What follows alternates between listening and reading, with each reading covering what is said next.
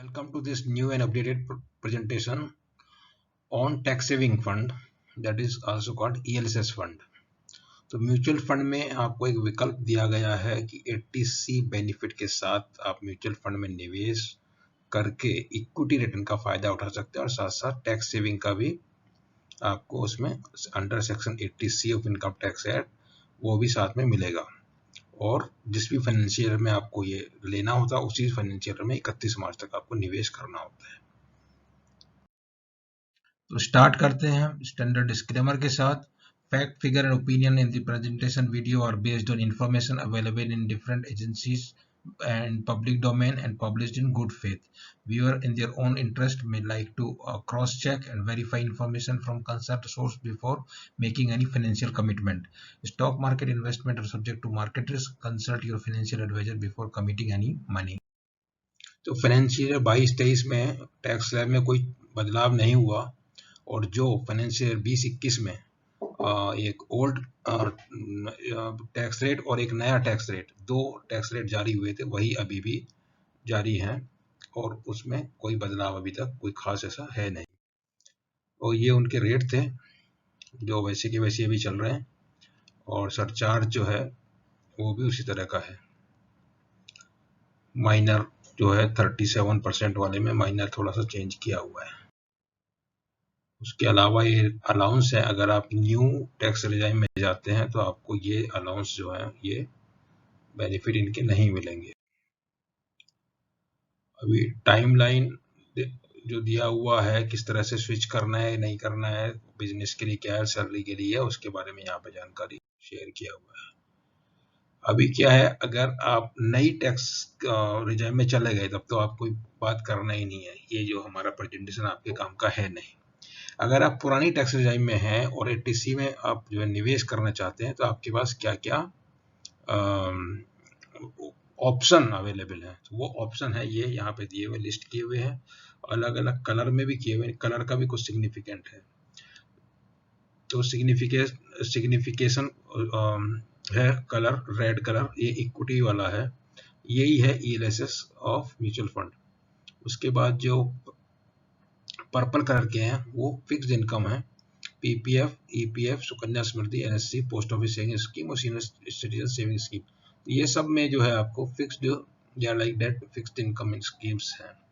उसके अलावा आपकी जो है यूनिट लिंक्ड प्लान है जो NPS या यूलिप। उसके अलावा जो प्योर इंश्योरेंस वाली है, insurance, investment in LIC, investment in fixed deposit, principal repayment of home loan, children tuition fees. तो ये एकदम ऑलटुगेदर डिफरेंट टाइप के हैं। ELSS में क्यों निवेश करना है? टैक्स डिडक्टेबल है, 80C बेनिफिट मिलता है, SIP का ऑप्शन भी है, रिटर्न ज्यादा मिलते हैं और लॉक इन शॉर्ट है, 3 साल का होता है। ये इसके फायदे। अभी आप जाइए ELSS के और इनके जो है एक इकोनॉमिक टाइम्स में आर्टिकल छपा था जिसमें इनको स्टार रेटिंग दिया होता है, तरह के जो निवेश के आपके पास ऑप्शन अवेलेबल है। तो उसमें ELSS को 5 स्टार दिया, पब्लिक प्रोविडेंट फंड को और senior citizen saving scheme, Sukanya Samriddhi, post office saving और NSC, इनको NSC को 3 स्टार दिया, बाकी को 4 स्टार दिया। NPS को 3 स्टार, यूलिप को 3 स्टार और बैंक फिक्स डिपॉजिट को 2 स्टार, LIC को 1 स्टार। ये इस तरह का इसमें रेटिंग दिया था इकोनॉमिक टाइम्स में जो आर्टिकल था उसके अंदर में। दूसरा लॉक इन के बारे में, रिटर्न के बारे में भी दिया हुआ है यहाँ पे। ELSS में 12 से 15% lock in 3 year, public provident fund में आपका लॉक इन होता है 15 साल, रिटर्न 7 से 8% के बीच में होता है। सीनियर सिटीजन सेविंग स्कीम में रिटर्न 7.5 to 8.5 और लॉक इन 5 ईयर्स। उसके बाद सुकन्या समृद्धि लॉक इन 21 साल और रिटर्न 8 से 9%। पोस्ट ऑफिस सेविंग स्कीम 7 से 8%, lock in 5 year. NSC lock in 6 to 5 year और 6 to 8% जो return depending on the market condition. NPS में रिटर्न 8 to 11% अप टू 35 साल लॉक इन हो सकता है depending on the entry age. और ULIP में 9 से 12% रिटर्न होगा और मिनिमम 5 ईयर लॉक इन होता है। बैंक फिक्स डिपॉजिट में 5 ईयर लॉक इन होता है और 6 से 8% के बीच में ब्याज मिलता है। LIC में 4 से 5% रिटर्न मिलता है, इनकम भी मिलता है और मिनिमम 10 साल का लॉक इन रहता है। तो अभी जब इक्विटी में आपने डिसाइड कर लिया तो आप थोड़ा सा इक्विटी म्यूचुअल फंड के बारे में जानकारी समझ लीजिए। दूसरे वीडियो में भी ये जानकारी शेयर किया, यहाँ पे भी शेयर किया कि जिन्होंने यदि दूसरा वीडियो नहीं देखा, सिर्फ यही वीडियो देखा, तो उसमें उनके लिए ये जानकारी यहीं का यहीं मिल जाएगा। दूसरा क्रॉस रेफरेंस करने के लिए दूसरे वीडियो में जाना नहीं पड़ेगा। तो म्यूचुअल फंड की बहुत सारा कैटेगरी होता था पहले भी, और लेकिन उनको कैटेगरी को स्टैंडर्डाइज कर दिया गया 2017 6 अक्टूबर को सेबी ने एक सर्कुलर जारी करके। उस सर्कुलर के हिसाब से जो सारे म्यूचुअल फंड हैं उनको 5 कैटेगरी में बांटा गया: इक्विटी, डेट, हाइब्रिड, सोल्यूशन और ओरिएंटेड और अदर स्कीम।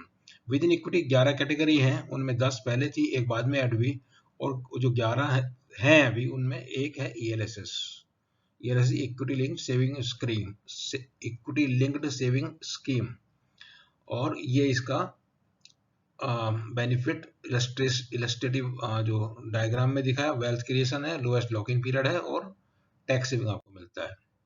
यह डेफिनेशन दिया हुआ है, जो 11 वैरायटी की इक्विटी कैटेगरी के म्यूचुअल फंड होते हैं उनकी अलग अलग, नो नीड टू रिपीट।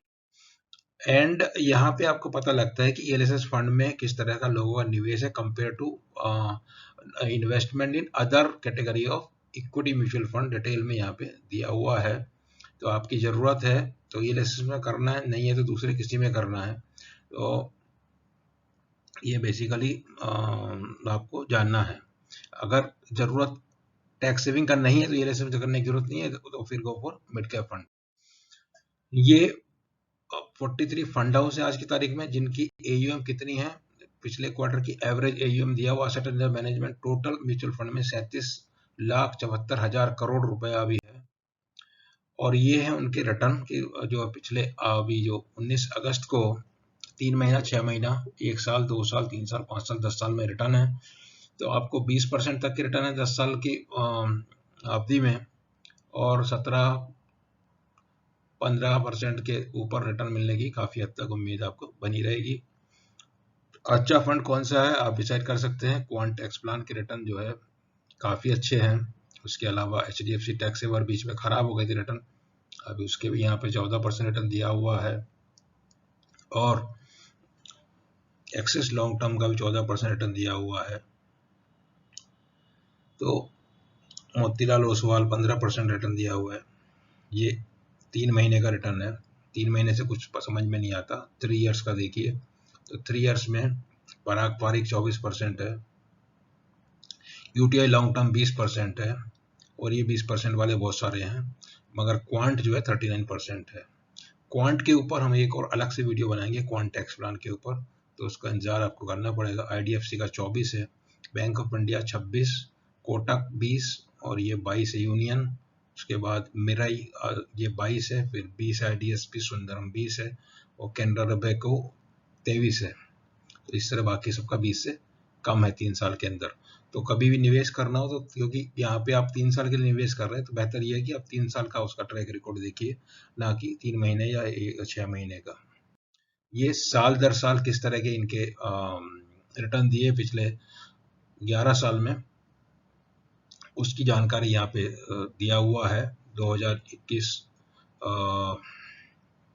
का दिया हुआ, ईयर टू डेट इस साल का है।